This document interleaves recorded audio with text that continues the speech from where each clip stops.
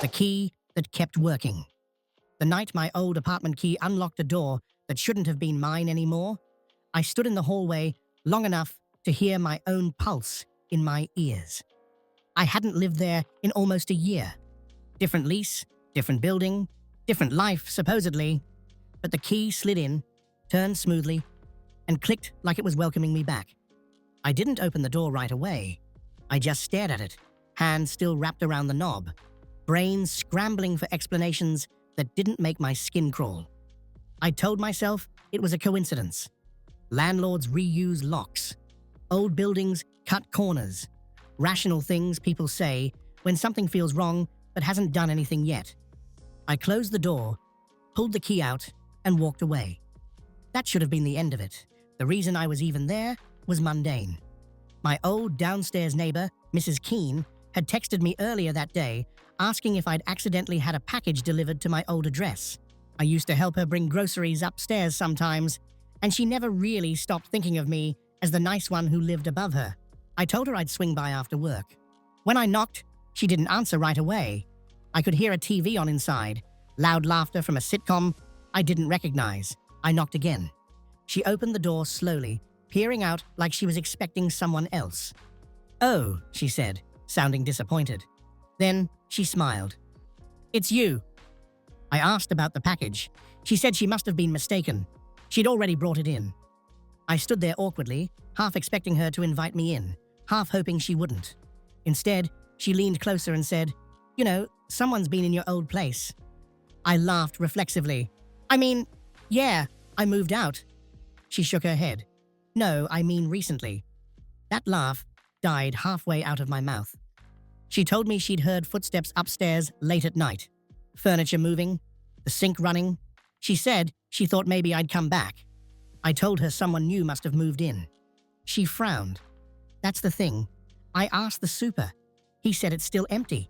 I left shortly after that, my skin buzzing in that way it does when your brain is trying to protect you by not fully engaging. On the walk back to my car, I told myself Mrs. Keene was old, lonely, confused. But I still checked the building directory on my phone. My old unit was listed as vacant. A week passed. I didn't think about it much, except in flashes, passing thoughts that felt like static. Then I found a note in my mailbox. No envelope, just folded paper. It said, "Hey, I think your mail got mixed up again." No name, no unit number. Inside was a credit card offer addressed to me. My old name. My old address crossed out in pen, replaced with my current one. I stood there in the lobby, looking around, trying to figure out who would bother doing that, instead of just returning it to the post office. That night, I dug my old key out of the junk drawer. I told myself I was just curious, that I wanted proof I'd imagined the whole thing. The hallway smelled the same as it always had. Old carpet, cleaning solution that never quite covered the dampness. I stood in front of the door longer this time. The key still worked. I opened it an inch. The apartment was dark but not empty. Not lived in exactly. More like paused.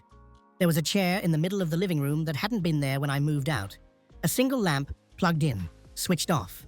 No other furniture. I didn't step inside. I closed the door quietly and left. The next morning, I emailed the property management company. I asked if the locks had been changed since I moved out. They replied with a generic message about security protocols and tenant privacy. They didn't answer my question. A few days later, I ran into the building super while grabbing coffee down the street. He recognized me immediately. "Hey," he said, "you thinking of moving back?" I asked him why he'd say that. He shrugged. "Someone's been checking in on the unit. Thought it might be you." I asked who. He said, "Couldn't say, just someone authorized." Authorized how? He changed the subject. That's when the everyday unease started to bleed into everything else. At work, my desk chair was adjusted when I came back from lunch. At the gym, my locker door was open when I was sure I'd closed it. Small things. Plausibly normal things, but they stacked. I stopped telling people. There's a limit to how many times you can say, "This might sound weird," before you start sounding like the problem. Then, one evening, my phone buzzed with a notification from my old apartment's utility company. A usage alert. Low-level water activity detected. I called immediately, explaining I no longer lived there. The woman on the line apologized and said the account must not have been fully transferred. She said she'd look into it. Before hanging up, she added, "Whoever's there now doesn't use much, just the basics." "Someone's there?" I asked. There was a pause. "I'm not authorized to say." I drove over without thinking it through. The lights were on this time. Not all of them, just the lamp in the living room. I stood outside the door, listening.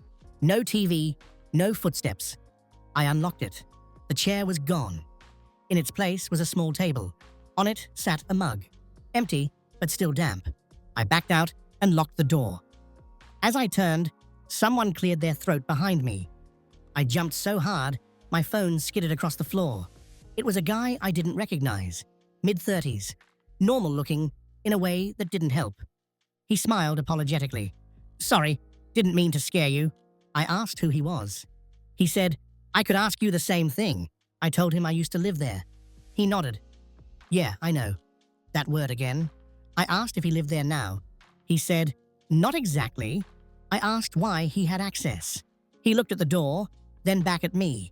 Some places don't really let go of people. They just overlap. That should have sounded insane, but it didn't. He said he'd been keeping an eye on things until the unit was officially reoccupied. I asked who asked him to do that. He smiled again. Tighter this time. Someone who prefers continuity. I left without another word. The next day, the property management company emailed me to confirm the locks had been changed, effective immediately. I threw the old key away. I moved on mostly, but every once in a while, I get mail forwarded from that address. Always handwritten notes saying, "Thought you'd want this." No return address. And sometimes late at night, I wake up convinced I'm hearing footsteps above me. Only I live on the top floor now, and the sound feels familiar, like a place I left that hasn't quite decided whether it's done with me.